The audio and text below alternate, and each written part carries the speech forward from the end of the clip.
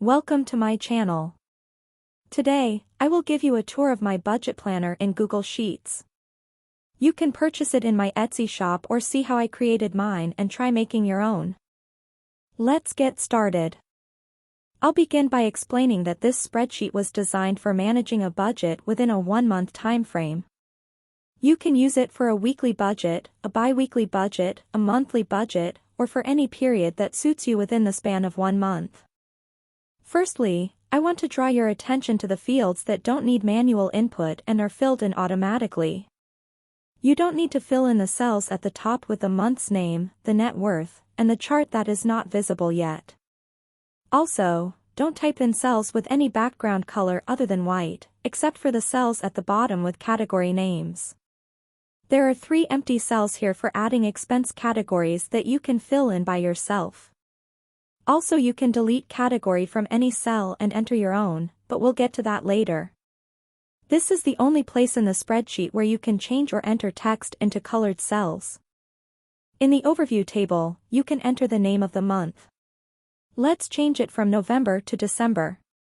After changing the starting date, the month's name at the top of the spreadsheet will automatically update. Here is the main cell that changes the currency symbol everywhere. You can select the dollar, euro, pound, or yen by clicking on the arrow on the right. In the table below, you can enter the names of your financial accounts. This will allow for more precise tracking of your budget. For example, let's write Bank Account 1, Bank Account 2, and Cash. If you prefer to track all transactions from a single account, you can add just one and name it, for instance, Money. In that case, all transactions will be recorded under that single account. You can enter the start balance for each account. The cells on the right will display the real-time current balance for each account as you add your incomes, or expenses, associated with specific accounts. The total amount from all accounts will also be displayed at the top, above the net worth text. The cash flow table is fully automated and will display total amounts for various categories. It will show the overall sum of incomes, expenses, savings, and so on. In the income table, you can enter the source of income and specify the account where the money is received. In the budget cell, it's optional to enter the expected income. Entering an amount in the budget won't affect the current balances of the accounts. However, once you enter the amount in the actual column, the account balance will be updated. If you accidentally select the wrong account, you can either click on the arrow and change the account or simply press delete to clear the cell. In cells with a drop-down menu, the delete button won't remove any important formulas or data, it will just clear the selected value. In the debts, bills, and savings tables, you might enter a name and check a box. These entries won't result in any changes in other tables. Next, you can enter the planned expense amount in the budget cells and the actual amount in the actual cells. Once you enter the actual amount, it will lead to changes in the balances of the selected accounts. As you fill in the cells, a spending pie chart in percentages will be automatically generated at the top. Before we move on to the expense tracker, let's take a look at the categories table. As mentioned at the beginning of the video, this is the only section in the spreadsheet where you can modify or enter values into cells with colored backgrounds.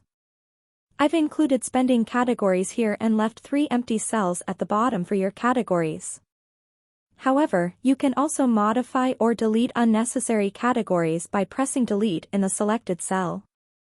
This cells will display the total amount spent on each category, and in the next cell, its percentage relative to the overall expense amount will be shown. Now, let's move on to the expense tracker. Entering the date is optional.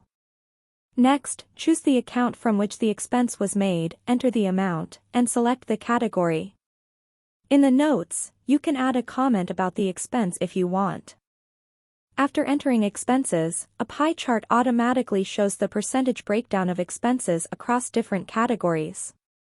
The color of each slice matches the color of the category in the categories table. To keep things simple, it's recommended not to change the colors of the cells in the categories table. That's it. After filling in the spreadsheet, you can click here to copy the table for the next month. Let's do that. Now, let's add a label and delete data from the previous month. I simply select the filled white cells and press delete. If you no longer need the budget page from the previous month, you can delete it. However, I recommend not deleting the page you downloaded, just in case you accidentally delete a formula or make a mistake in the future. You can always copy the original version again. So, that's all. If you have any questions, feel free to ask them in the comments or inquire on Etsy. The link to the spreadsheet will be in the description. Bye!